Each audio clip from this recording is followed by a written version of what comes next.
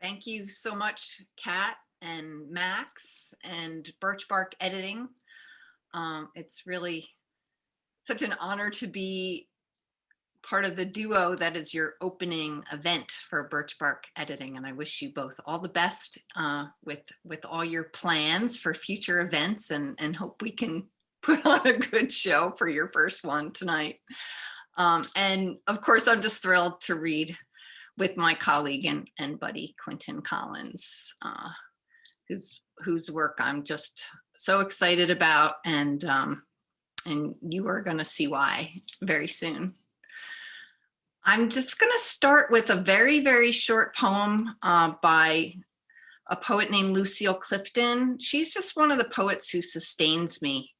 I like to open some of my readings by reading a poem by someone else. So I'm just going to read you this very short poem by Lucille. It's called The Making of Poems. The Making of Poems by Lucille Clifton. The reason why I do it, though I fail and fail in the giving of true names, is I am Adam and his mother, and these failures are my job. So that's Lucille, and if Lucille can try and fail, then she makes me feel as if I can do that too. So I'm going to be reading poems from this brand new book that just came out, All Morning the Crows. And I'm going to start with the Heron. And there's not really much to say about this poem other than just to read it to you. So this is Heron. We scared the shit out of her, that heron. Not what the dog and I expected in a thicket of pine, half a mile from Cranberry Meadow Bog. The bird hoisted herself into the air, left a streak of white like a run of watery paint across the rock she'd rested on. She crashed her way through the forest, wide wings cracking boughs that tore at her feathers as she fled. Fear can make any girl oblivious to branches shredding her arms and legs as she makes her escape, say, from a man running after her with a brick. That's so far in the past. But she was the one who believed love could change a drunk until she saw what he held in his hand. Enough. Now I simply pity that girl and the heron who couldn't know we meant her no harm.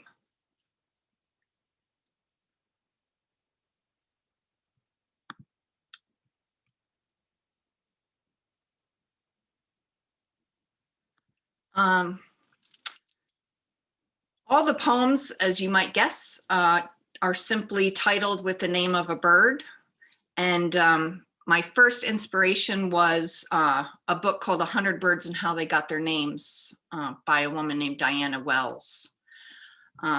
So this is albatross, and you say albatross to poets, right? And we can't help but think of Coleridge's Rime of the Ancient Mariner, right? And the sailor telling of the story of how he had to wear the dead albatross around his neck for killing the bird and bringing bad luck to his ship and all his shipmates.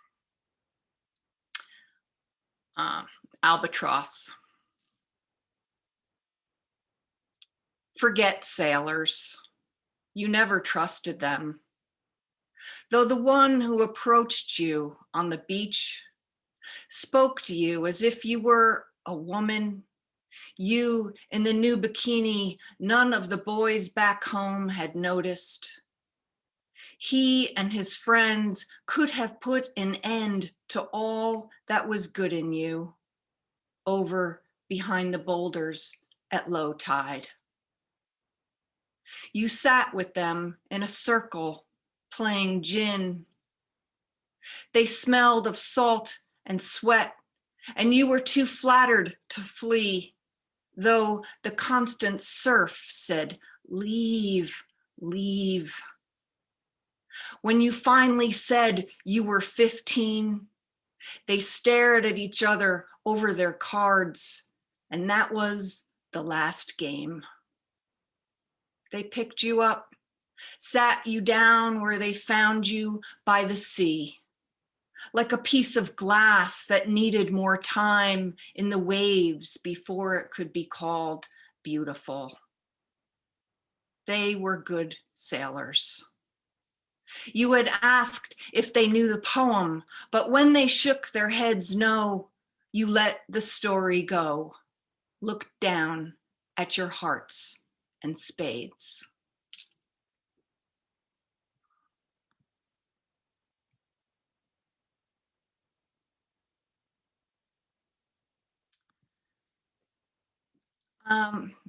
There's a lot of darkness in this book, I will admit, but there also is a lot of humor.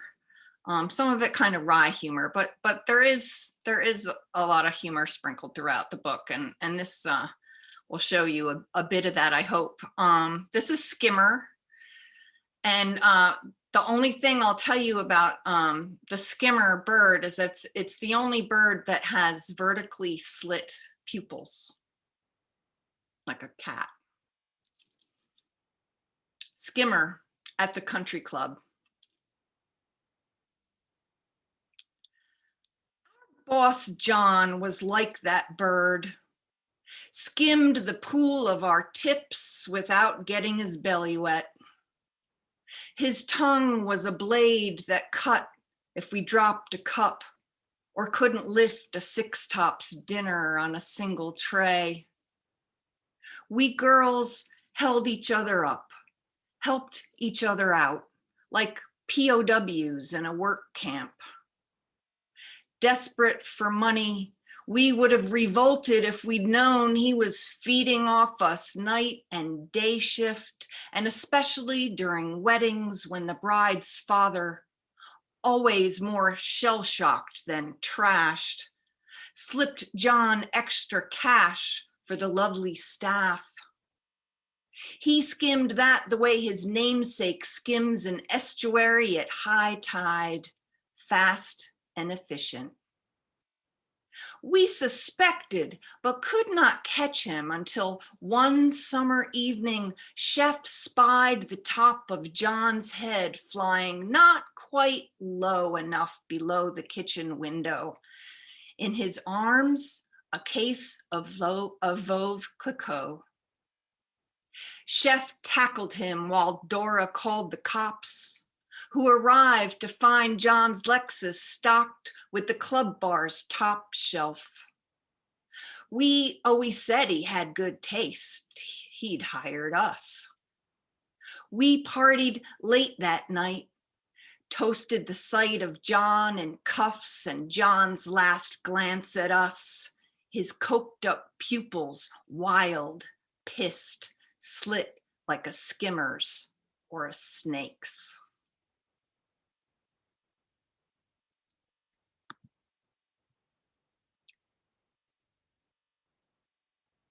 Let's see, I think the next one, yes. The next one is Parrot. And I wanted to read this because it was one of the poems that Kat had tweeted out there in Twitter land. It's kind of an ode to the parrot. And just a couple little things I'll tell you that I learned from 100 Birds and how they got their names is that prostitutes in India reputedly carried parrots. That's how you knew that they were a prostitute. They had a parrot. And parrots were thought to be the original companions of Adam. And I thought part of the reason why I picked that Lucille Clifton poem was her mention of Adam, and I knew I would be reading the parrot poem. So Adam's original companion. And of course, they're wonderful mimics, parrots. parrot. You are not a sudden shadow, squeak and blood on snow. Not the rush of wind and swoop, burst of feathers in midair. Whore's companion and Adam's first bride. Parrot, you are honey-tongued lover and the dog's wide yawn. You're the mower's green grumble and the cowbird's song. Oh, you mushy-hearted fruit blue macaw, your brilliant clown joy is contagious. Give us your butter-throated warble, your coy bell canto, and ring-tone echo while we madly pat our pockets for our phones.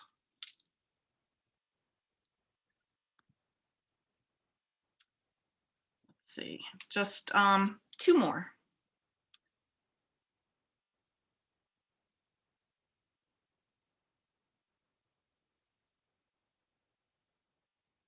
And where is, so equals, where's my mourning doves? Here we are.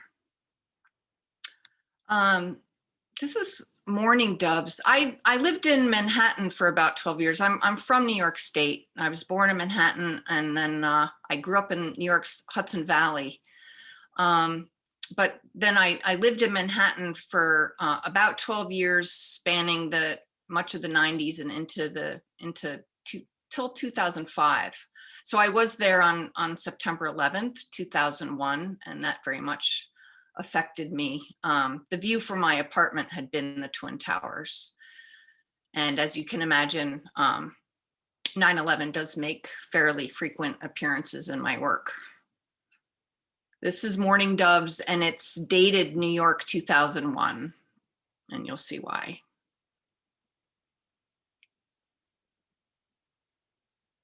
Mourning doves, wake me, one pair resting on my 12th story sill, billing and cooing. Get up, said my mother in a dream. There is much left to weep over. Sleep is for the dead. She should know. Here in the dead, here in the city, the dead are the air we breathe. Bits of paper, they ride the breeze. Musical notes, they fly down the mourning dove's throat, rise again as dirge. Only music can mine such sorrow. My mother never could carry a tune. Now my doves go quiet as a hawk rides the thermals between the ghosts of Tower 1 and Tower 2.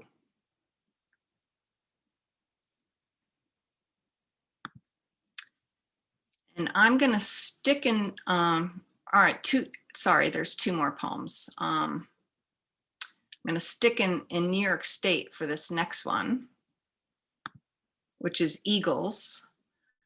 So this is set on the Hudson River in New York State's Hudson Valley, where, as I said, I grew up. In an early past life, I actually worked at a gas and electric company. And one of the jobs that I had there was to give public tours of an oil burning power plant. And this is inspired by a story that I heard about my predecessor. So this is Eagles.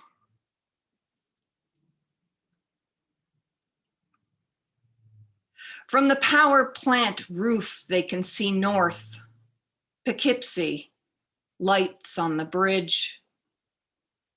When they face south, they can see even farther, past Newburgh Beacon's bridge to the prow of a barge being tugged upriver. Its belly full of oil, the next shift will unload. She stands apart from the men. She just the tour guide, not part of them, though they both seem kind and showed her the way here. A metal ladder, then the door that lifts like a lid. Eagles, they'd said, nests nearby. Morning's a show as the birds ride valley air, scanning the Hudson for striped bass or shad or whatever is running. Maybe none are hungry today. Unlike the insatiable machines below, boilers a story high. The turbines' ceaseless spinning make a whole city go. What she tells the school kids and Boy Scouts earning badges. So every time they flip a switch, they think roastin', think Dan Scammer, the plant next door named for the Dutch who sailed up the river, spotted a whorl of Indians on that point of land and called it the Devil's Dance Chamber. Dan Scammer, spewing its blackish plume, never officially smoke, ever. Max lights a spliff. Pablo shakes his head no, but Max says she won't mind. The smoke's sweet punk makes her quiver. Max says he's seen an eagle dive, then burst from the surface, eel a live rope in its talons. Pablo takes a toke, offers the joint. Max remembers she's done this before. Wasn't she here with the coal-burning boys? Quite a party, they'd heard, her face streaked with soot. She stops mid-drag, already the pot's ruffling the edges of her brain. She takes a full hit before handing it back. The kids who come here think the eagles are bald, she says. It's just that their head feathers are white. Max waves the joint. She's as smart as they say. Her head's all a whirl, but she's ready to run. She's lean and lank and faster than they. The door's right behind her, shut but not locked. Her brain a flag unfurled, heart all flutter and angst. Max flicks the roach, turns to the river and points. At eye level, 3 eagles circle, then soar, as if racing the train on the opposite bank.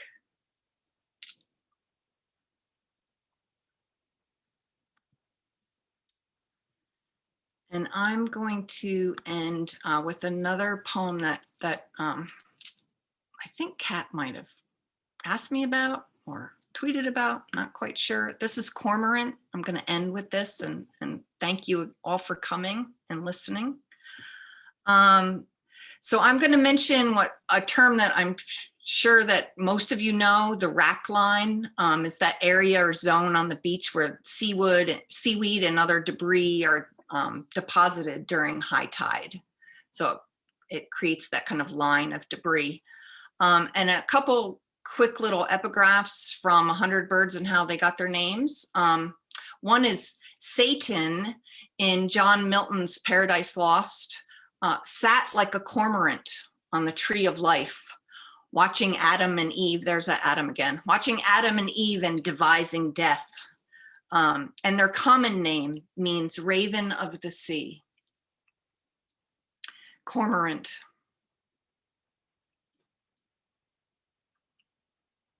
Luminous as an oil slick in the sun. This morning's cormorant rides out low tide on a gray-green rock you couldn't see an hour ago. When the bird first surged from the sea, you thought snake, something tunneling down its length like a vole, not vole, crab. Then the shoulders, massive, mythic, snake on raven's back. Better, Milton Satan in a tree, tempting you. Its gleaming wings spread like great leaves to dry. There was a time you would have given in. You would have said yes, swallowed anything. Later, you would have woken cold, tangled amidst the seaweed and slime. That's where he found you, your beloved, one morning like this, walking the rack line. Thank you, everyone. Meg, that was absolutely wonderful. Thank you for bringing us into what one of our viewers, Betty Reed, called beautifully compressed stories. And each poem, I must tell everyone who is not familiar with your most recent collection of poetry, each poem is a beautiful story. Each one highlights a bird. And as I was telling Meg earlier, I had to stop reading them. I was just so overcome. And then of course I picked them up and then just fell deep into a well of emotion. Okay, so we're going to hear from Quinton next, and he's going to read some of his poetry. You're on, Quinton. Thank you, Kat, and thank you, Max, as well, and Birch Bark Editing for putting this together. Thank you, Meg, for opening not only with just some amazing poems of your own, but always bringing Lucille into the space. One of my favorite poets. One of the few poets I consider putting their words in my body as a tattoo. That's how much I appreciate her work. So I'm gonna have two threads tonight. The first thread is gonna be a few poems from the book, right here. And then the second thread is gonna be a little bit different. And that's one I'm gonna kick off inspired by a poem that Kat requested I read tonight. So this first poem is called The Chicken Wing Speaks of Love. Maybe you don't understand what it means to love with hunger, to pull apart and gnaw goodness veins hooked in your teeth. I'm tenderness you pick clean from bone, massage from molars with your tongue. How else can you peel back a lover's skin, wade into the fat, consume something whole? Nibble the gristle in my love, wads of napkins translucent with grease. Split me, drumette from wingette, undress me, breading from tips, devour your palate, lemon pepper purified, tongue mild sauce blessed. Don't you know love is messy? How can you not crave this filth, a love that leaves a pile of bones? And it's funny, I wrote that poem in response to an old coworker who said he doesn't like eating chicken wings because they're too messy to eat in public. And I was like, you've never been in love before, so I'm gonna write a poem for you. And keeping with that same thread, this one's called The Barber Chair. And this is good in light of the conversation of no trips to the barber for a bit. I haven't been since December 2019. And the most I've had is I let my wife shave my head at one point in the pandemic and hasn't happened again since. So this is The Barber Chair. At the neck nape, hair clippers coo, susurrations as they spill hair. Tingle trickles down to toes, brush massages loose hairs from scalp. Every atom rocks into a tide. Daydream drifts, eyes flicker like the box television that plays Friday on BET. Static rippled lull, barber cup chin, fingers center the forehead. Across the hairline, he charts a path, squats, lips aligned for a moment. He takes a call from his wife. He teases through receiver, he hangs up, unsheaves razor blade, edge cruises skin. He cuts in on a veteran story of women in Vietnam who bathe men with their bodies. Curiosity erect, all men listen. Every clipper holds its tongue. Ears warm, head cold and unfinished. Blade clean and remains so until the vet leaves. Stories wet in every mouth. Playboy play-by-play savored like the vet savors his past fuck. Blade gripped. The barber leans back in. Geometry whispers to hairline, then throat. Elsewhere, only a woman gets this close to your blood. It's one of the things I love about barbershops. We try to act so tough and manly, but like, we're just all being there, non-masculine, enjoying all these things together. It's great. Barbershops are great, complicated spaces. And so now we're going to shift gears a little bit within this thread, and this is going to go to some adolescent love, which is a huge part of the first part of the book in terms of gaining the sense of belonging within your community and a space of a certain kinds of ideals of masculinity and what that has to mean. So this is called Heartbreak on Wide-Ruled Notebook Paper. A question folded in your palms asks if she will circle yes. You want her gel pen to lasso affection, your fingers interlocked as you two stroll hallways between classes. If she says no, scrapes her pen around rejection, between your lips, pleas of please, as you approach, love letter squeezed. Through the lunchroom raucous creep, slip the paper in front of her. Hurry away to watch her peel open your words, sweat moistened in your palms, creases, wrinkles, ink a blur from a distance. She scans the text. She mouths the syllables. Your chest clenches. She rips the letter to confetti. You implode. Yeah, being a young boy in love is hard. It's really hard. You get to just do stuff like pass notes, and you think it's cool until it's not. And so, you know, it only gets worse from there. No, it gets better, but it gets worse first. So this one's called Crushed. And yeah, same thread. So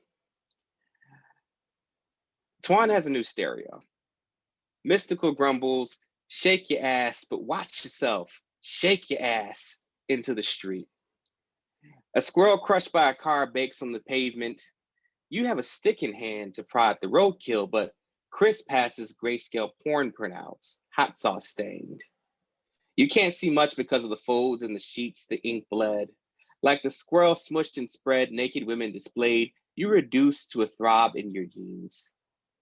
Cynthia with the lazy eye rolls up on her bike, swishes her hips as you scramble to hide the pictures. She tells you to turn up the music so she can dance. Until the song ends, she sits next to you. You eye buttonholes in her shirt, snaggletooth behind gloss lips, slide closer. She hooks an arm around Twan's neck, slips into his lap. You stare at the squirrel, this mangled thing you wanted to poke with a stick.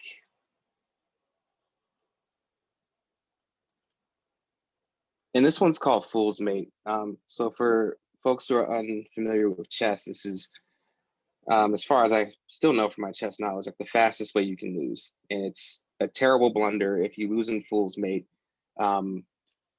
You shouldn't do that after you learn how to play for a bit, but it's the fastest way you can lose. And it's only 4 moves. Fool's Mate. You push a white pawn to F3. The first move prompts the breach, an opening like your mouth the day your crush lets you taste salt in chocolate cake on her tongue. You skipped chess club that day. She invited you to eat a slice. It was from KFC, but you didn't care. Her mother wasn't home. Finger on your queen, opponent's black pawn pushed to E5 to set up the exploit. You reconsider. Shift a pawn to G4. The clock tapped, minutes past school's end. Time you could tell your mom that you were at chess practice. Seconds that slipped like your mouth into this girl's. She had a boyfriend, but pinned you to the couch as the night rose. As the clock ticks, the black queen slides to H4, checkmate. You lose in 4 moves. She invites you again. Between her wet mouth commiseration, you ask to be her new boyfriend. She asked you to resign from chess club to spend more time with her. You concede, king in her lips until next week when she castles over you for the boyfriend she never leaves. Yeah, it was rough. It was rough being a teenage boy. You learn a lot though. You learn a lot. And so now we're gonna hit that second thread. So I'm gonna start with this poem called Rules for Conducting Yourself in the Museum of Fine Arts, Boston. This was one that almost made it into the second book, but the voice was different from what I was working with, but it still holds a special place for, sadly, all terrible reasons. And this is based on an incident that actually happened at the museum a little bit before COVID, I think, hit, where there were some students of color in the museum who were being harassed by other patrons for not acting the way that these other patrons wanted them to act. And the museum's response was pretty poor, which was not to be unexpected. So yeah, this is Rules for Conducting Yourself in the Museum of Fine Arts, Boston. Do not touch the paintings. Turn off your flash if you plan to take photos. In the exhibition hall, no food, drink, or watermelon. Speak at low tones to avoid disturbing other visitors. If you venture too close to the statues, security will approach you. If you are Black, security will stalk you. If you are Black, we have a collection of Benin bronze altarpieces that look just like you behind glass. Security will remind you only once to turn off your flash. Check your backpacks, roller bags, or large purses.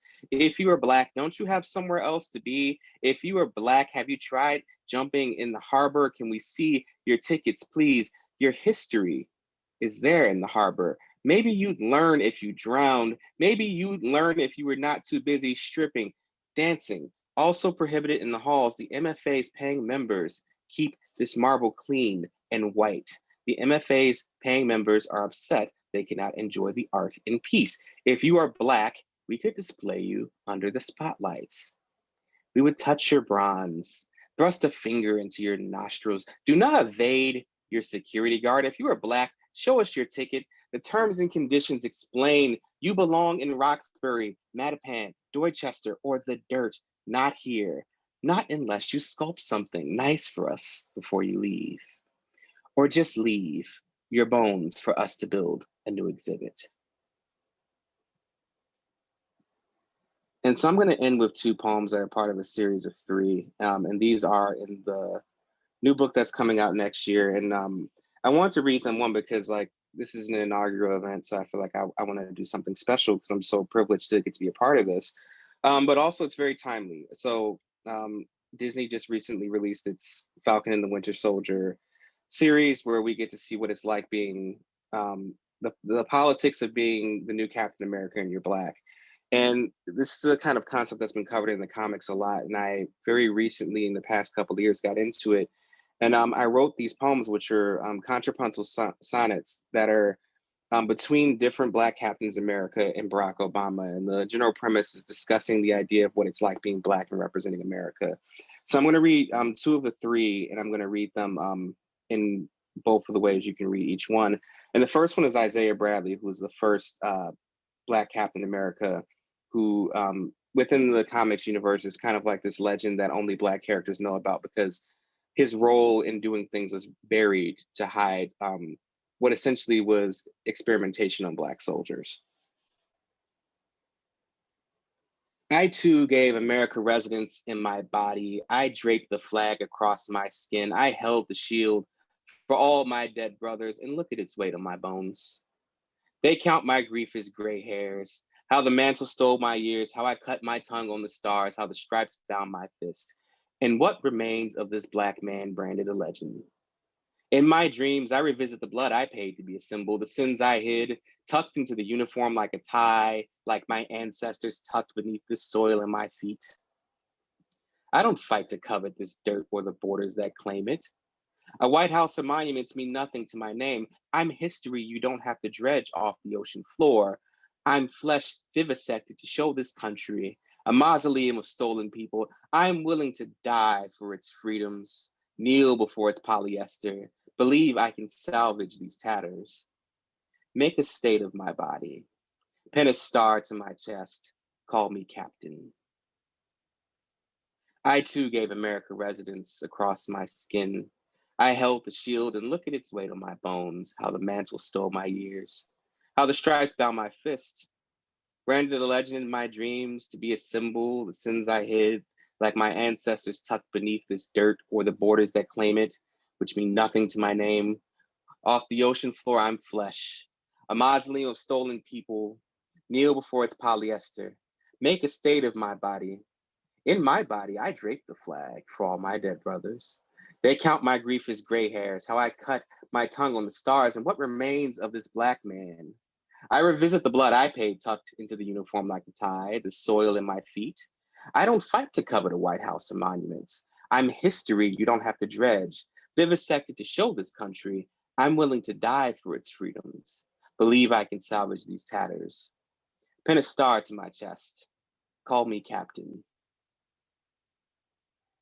And so this next one is Sam Wilson, and Sam Wilson is the Black Captain America who's covered in the new show. He's not the most technical, most recent, but for him, the nature of his conundrum was not only being called Captain America in the sense of being another American super soldier, but he's actually passed the mantle from Steve Rogers, who is, if anybody knows about the comics, is a blonde-haired, blue-eyed, quintessential white American, and how he has to deal with like what that means. And so this one is Sam Wilson in conversation with Barack Obama. Another old white man tires of his office. He threw America like a weapon, liberty slung on his back so he could pose, hands on hips, chest puffed, eyes to the sky.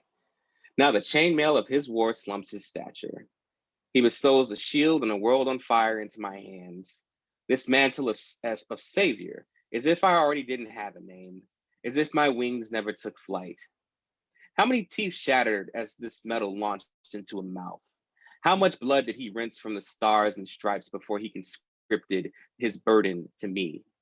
The Sentinel of Liberty, Captain. These monikers don't make me Avenger, more American than Black in America. I know this history when I take up this shield, that I'm expected to save everyone when the next skyscraper collapses. When I wear his costume, can find my body in red, white, and blue, I must emerge from his remnants, stand upon the rubble, head high, the latest shield for America. Another old white man tires like a weapon, liberty slung on his back, chest puffed, eyes to the sky, slumps in his stature, he bestows into my hands this mantle of savior. As if my wings never took flight, as this metal launched into a mouth from the stars and stripes, to me, the Sentinel of Liberty, Avenger, more American than Black when I take up this shield. When the next skyscraper collapses, can find my body in red, white, and blue. Stand upon the rubble, head high. Of his office, he threw America so he could pose, hands on hips. Now the chainmail of his wars, the shield, and a world on fire. As if I didn't already have a name. How many teeth shattered? How much blood did he rinse before he conscripted his burden? Captain, these monikers don't make me in America. I know this history, that I'm expected to save everyone when I wear this costume. I must emerge from his remnants, the latest shield for America. Thank you.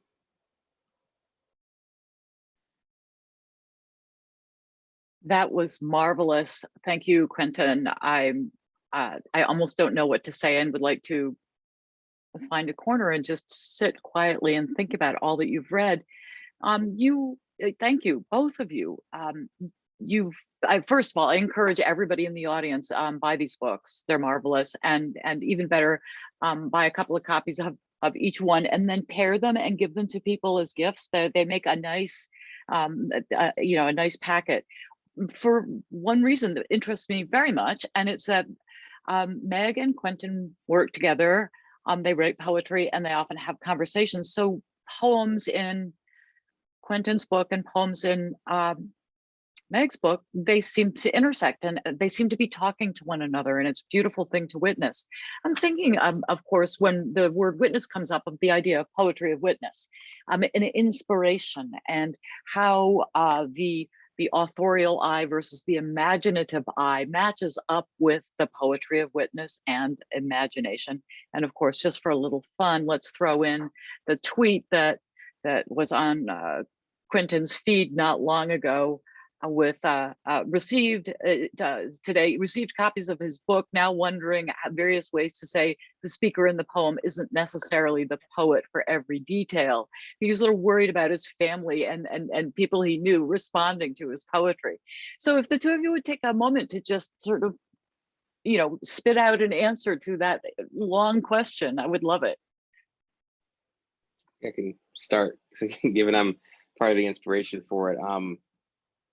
Yeah, that's a weird feeling. I have a lot of poems about, being a young boy in the black, a very black suburb of Chicago. And, part of, that space is confronting the ideas of what masculinity meant. Masculinity, intimacy, and sexuality as well, because that's the period you're going through. I'm just like, oh man, my parents are going to read these poems and like, they're going to learn some stuff. So I have to like really figure out, are there some ways I can kind of like finagle that? But I mean, the truth of the matter is there's just so much that happens in the work where I would say it's the idea of getting to the truth of the poem versus the truth of where the poem started. So there's probably a lot of details in there where if I really wanted to say, am I technically lying to my parents if they asked me if I really did something, I could say, no, not at all.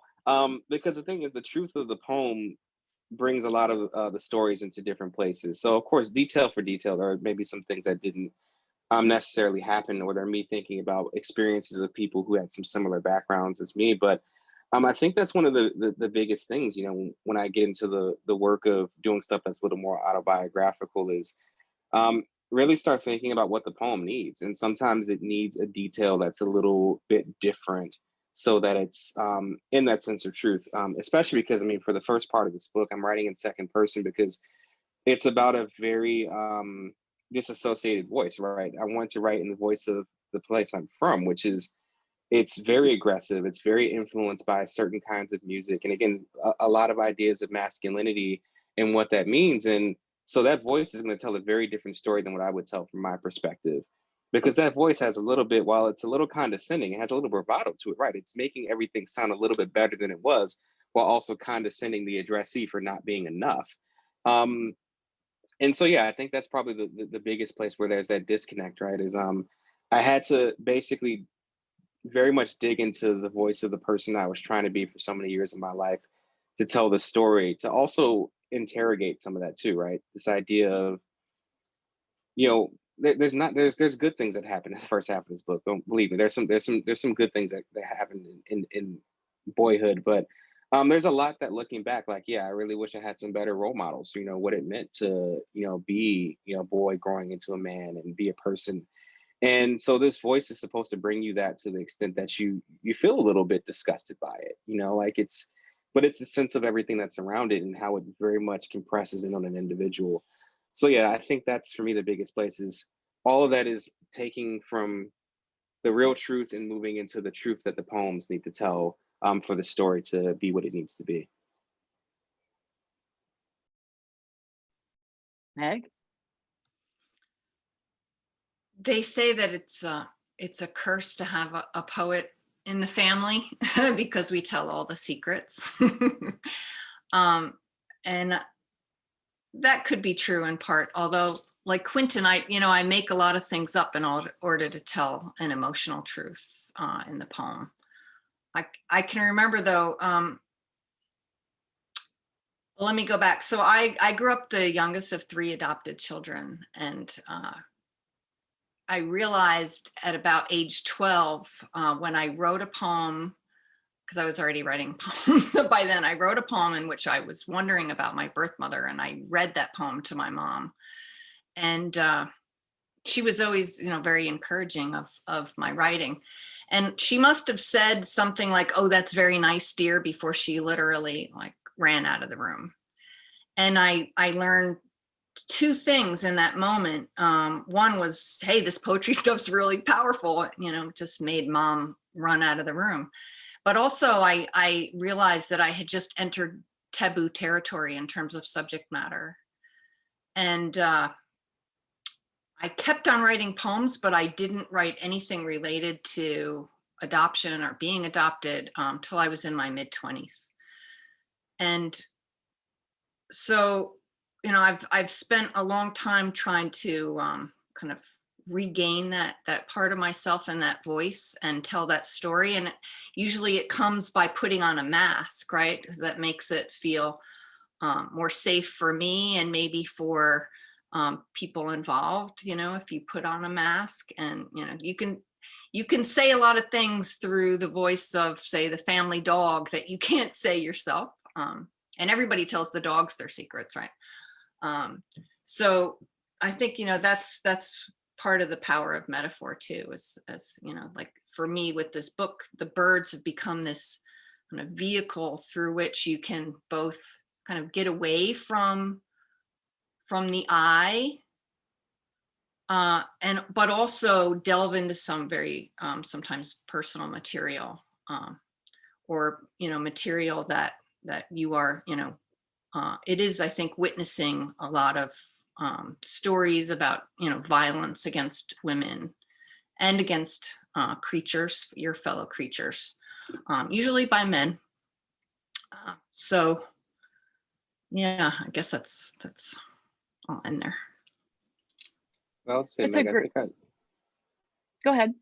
I was just gonna say, Meg, I like what you said about getting away from the eye to address some challenging subject matter, because I think the first, like writing this book, when I really got into knowing what I was going to write, was the first time I had written about a lot of things. I had an epiphany of many that came along the way, but like there were a couple of major ones, and one of the major ones was like, I'm not writing poems about me. And I had come to realize, I was like, wow, I need to go and like get a shovel and like dig up some trauma, because like there's a reason I'm trying to not write these poems. And I think that for me, the second person was not only like a device that was strategic, but it was a way I could write about some stuff I hadn't ever written before. You know, I mean, I think about, there's a poem I have where I have a mention of like telling my father, you know, like what it's like getting bullied all the time. And, you know, my father's typical response is like, well, why don't you fight back? Why don't you do this? And trying to explain to him that makes it worse. And I had one instance of my life of having it get worse because I spoke up. And, you know, that's something I never really addressed before, right? That was like a thing I just found myself unbearing so much as I was writing. And I think that, yeah, like that nature of strategy really helped me work myself into it. And I actually did want to ask Meg, in terms of like, you know, you mentioned the birds as a prompt. And I love that you have your introduction, because that's gives so much of a world into how much you thought about the source material you're working with to start. But what were some of the decisions you made in terms of like, okay, I have subject matter, I have my prompt, and then how much is my prompt going to be the poem and how much is the subject matter going to be the poem? Like, how did you draw that balance between the image and all the context that you had that came with it from this book and what you actually want to write about in the poems? For people who didn't catch on, this was my prompt, really. So 100 Birds and How They Got Their Names by Diana Wells. And I just started out just to get myself writing. I said, okay, I'm going to write 100 poems. You know, I'm going to start with albatross, right? And work my way, you know, to woodpecker or wren. And so I did that. I wrote 100 poems and I just set it all aside. And then I wrote another book, and I came back to these poems like 2-3 years later. You know, and you're different, right? You're different 2 or 3 years later, especially, you know, you've written this other book, you've gone all these other places in your mind, and now I'm coming back, and I started to see that first I had to throw out more than half of them. But all the, you know, some of the, you know, the themes that we return to over and over again, you know, Stanley Kunitz says, you know, we're all writing out of our wound, you know. So there's themes that just keep recurring in my work. And I saw those, here they come, you know, here come the mothers. But also started seeing like these themes of, you know, of women and you know, what they endure and how they survive.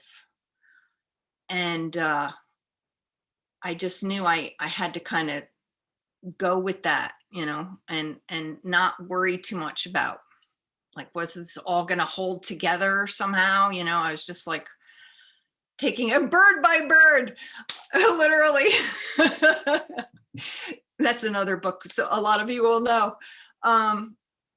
And it really wasn't until I felt like I can't do any more with this. I think I've got like, I ended up with 52 keepers, you know, 52 birds.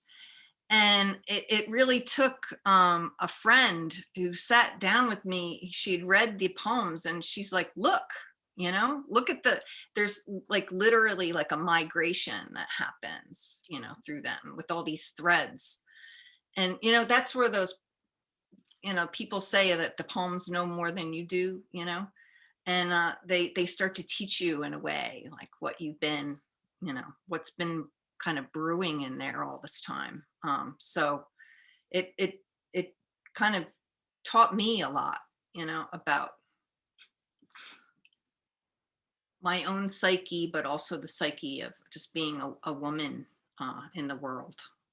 You know, so I don't know if that really answers the question, but that's a good answer. I just want to let everybody know we have about 10 more minutes. We're going to run a little past 8 o'clock. Ordinarily, we would shut down at 8, but this is such an engaging conversation. I'd like to keep it going. So let's let Meg and Quinton continue chatting. And if you have any questions, of course, post them in the chat, and we'll see if we can get those answered for you. Thank you. I do have something I wanted to ask Quinton about. So, you know, you just had your first book come out and you already have had your second book accepted. So I know that the first book came out of you know, your creative thesis. And it seems like our first book, like it took our whole lives up to that point to write that book, right? Like it took you you know, 25 years of your life to get to the point where you could write that first book. So what like happened between that first book and the second book? Like what,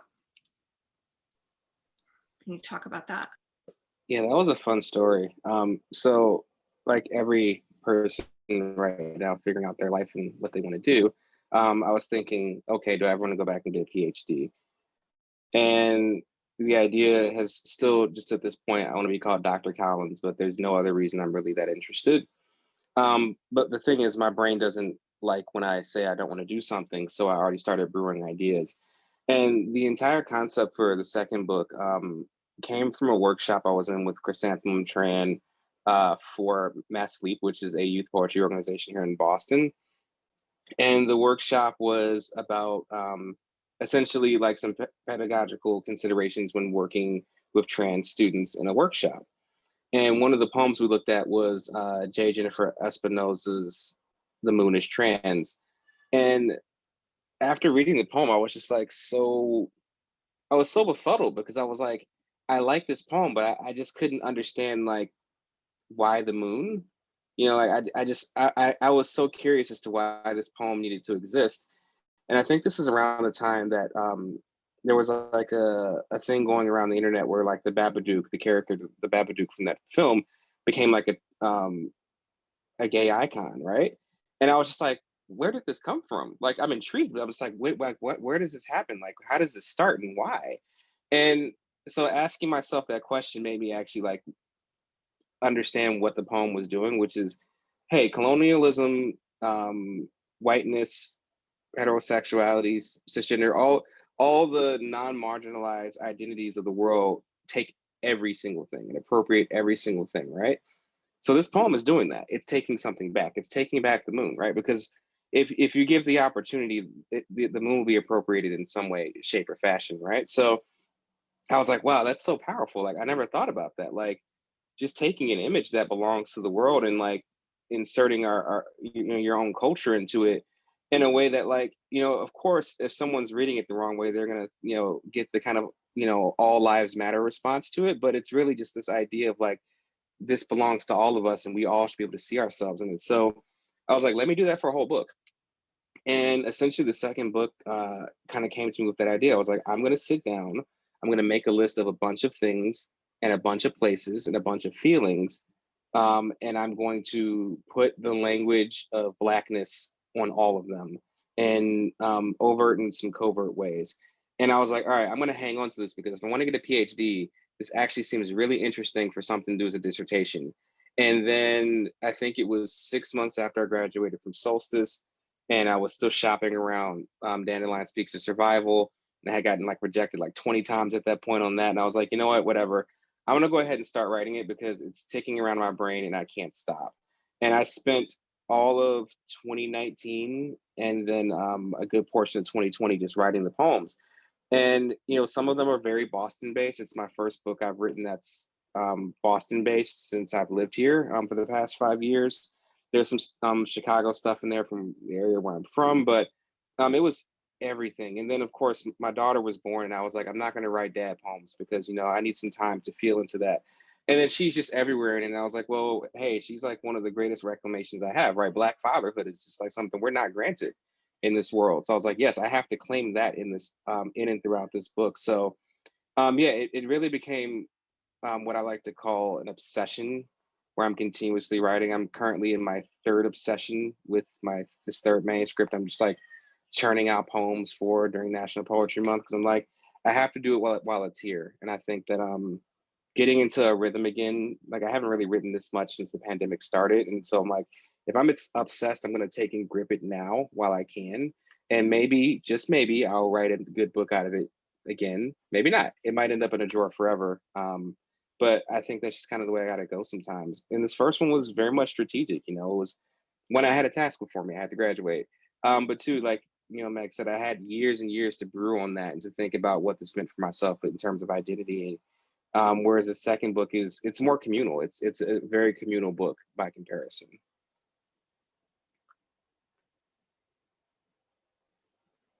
And so I don't know if there's any chat We questions you do. maybe want to. Yeah, we do. We have a number of chat questions, but the one that just came in is really fascinating, and it's a question for both of you. It's from Teresa, who is showing up as owner in the chat, and it's, which poet's work first attracted you to poetry? So we're talking a little bit about origins here. What qualities about their work attracted you? Voice, subject, structure.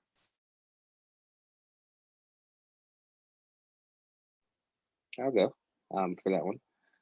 So I actually got into poetry probably around the same age Meg did. But it was really because of the fact that I was going to do a talent show, and then a friend was kind enough to be honest and that I couldn't sing. So I quickly wrote a poem before auditions. And at the time, my experience with poetry was like a lot of kids, like you read a bunch of stuff you can't understand, and no one takes you through how to understand it so you can appreciate what it's doing.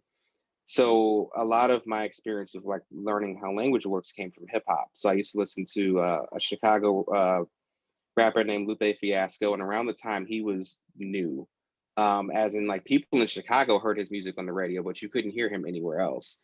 And he did some amazing things with sound and wordplay. So like he'd have a line where there's like 3 different meanings jammed into one line, and also it sounds amazing, and there's like a lot of puns and things and a lot of punchlines. And I was like, this is cool, I want to do that. And so that was essentially how I was writing all through high school. And then when I got to college and undergrad, and I decided I wanted to be a writer instead of a psychologist, my first mentor, Mark Turcott, he had me like do office hours. It's kind of like everybody comes in for office hours, at least once, so he can just say, hey, we talked, let's actually talk about your growth as a writer. And he gave me a conversation where I knew he was not only doing what he does for everybody, but he really wanted to talk to me. And he basically said, hey, I used to do some slam stuff, and I know you're interested in slam stuff because of like your hip hop interest, and that's cool. And I see how you do that here, but like, how about we work hard to get you better at writing this stuff so you can do that, because like you can do that just fine. He was like, but like, let's help you write it better. And so one of the first things he gave me was a book that was Black writers from Chicago, various genres, and of the poets in there. One of the things he does with every class, I mean, I hope he still does it, but he would show a Deaf Poetry Jam video of Reggie Gibson reading for James Marshall Hendricks. And so, of course, not only did I love that poem, but I get this book and Reggie's in there. And like that poem has stuck with me so much. And like every time, like when I've had mentees over the year, I've sent them that poem if they have like similar backgrounds of like why. Like my mind was blown when I moved here and I figured out he lives like in Massachusetts. And I was like, what? You know, I'm just like, yo, I saw you in Chicago like years ago. Like this is cool. We both live in the same state again. And I would say, yeah, overall, you know, like what he, you know, does with his work in terms of really bringing in, you know, the image, and then like there's just so much music in everything Reggie does when it comes to poems. And I think that's just stuck with me throughout the years. And in terms of like my bigger on the page influences, I think Hanif Abdurraqib is just like hands down one of my favorite writers overall. And I think it's just, I mean, titles. The man just knows how to title stuff. They're all long and they're all beautiful. And I've just tried so hard to, you know, understand and replicate like the idea of getting the fullness out of a title. Like his one book about the tribe called Quest is, you know, it's there's the shortened title, but there's like the full title. He was like, and this is the third book by, it's like, no, like that's officially what he wanted, was this whole big title on the book. And I was like, I just need that agency, you know, I need to embody that. So yeah, those are, I would say, my two big ones right there.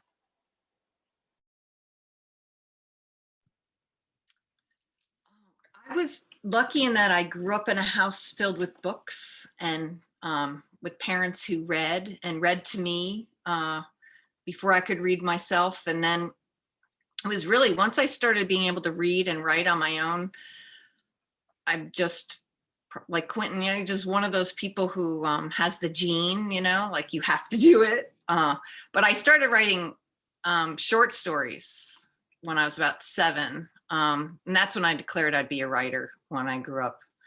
And then I turned to poetry when I was around 12. But, you know, I guess we all have poetry in our lives, even if it's just the, you know, the songs that kids sing, you know, jumping rope or you know, playing games outside. But we also had, you know, like the golden books and the children's books of verses and nursery rhymes. And I still have this amazing big picture book illustrated copy of the Odyssey up on a shelf here, you know. So those are the kinds of books that I was privileged to have in my house. So you know, probably right on through undergrad, college, I wasn't really very aware of the fact that there were like living, breathing, you know, poets in the world. I thought they were all these, you know, dead white guys, but I was in love with like Hopkins. I'm still very much in love with Gerard Manley Hopkins. But I loved the Romantics, you know, and Keats especially. And I love the, you know, the Irish poets for their music. And but when I was 25, I went up to the Frost Place in Franconia, New Hampshire. And that's when I discovered a poet named William Matthews, who became my mentor. And he just blew my mind, and Heather McHugh. And that's when I also started discovering like Cornelius Eady and Lucille Clifton. You know, so many of these living, breathing writers that I didn't know existed. And so, you know, I have piles of, well, here's some poetry books, you know, it's just, that's what we do, right? Is that we just, I try to do what Ellen Bryant Voigt is a wonderful poet who has this, you know, advice that she gives to writers about, for every poem you read, you should write 100. And I love to tell that to students, and I try to follow that myself. So try to read widely and deeply, and you know, it's all a conversation really that we're having with each other in the end, even if it's spanning, you know, conversation with somebody who lived a few hundred years ago, or somebody who lives, you know, somebody like Quinton, who I love to talk with about poetry. And we love to talk to both of you. This has been fabulous. I am so sorry to have to call an end to it, but I want to be respectful to everybody and keep with our timeline. But as we bring this to a close, I want to thank all of you for coming. I especially want to thank Meg and Quinton for agreeing to be our featured writers for this launch of Birch Bark Editing's InConversation series. Do us all a favor, buy these books. You will not be sorry. They are terrific books. Last quote for you in Meg's poem Duckling Swan, and this will appeal to you, is, "But by spring a lake was aglow with my gleaming. In spring I returned and blinded them all." To which Quinton's poem responds. It's "The Dandelion Speaks of Survival," and his response is, "I split their concrete and this earth." May all of you go forth and glean, split that concrete, and we'll see you at our next event. Thank you so much for coming. Thank Bye. you, Thank you Kat so much and for Max having us. and everyone. Thanks, Q. Thank you, everybody. Have a good night. Bye now.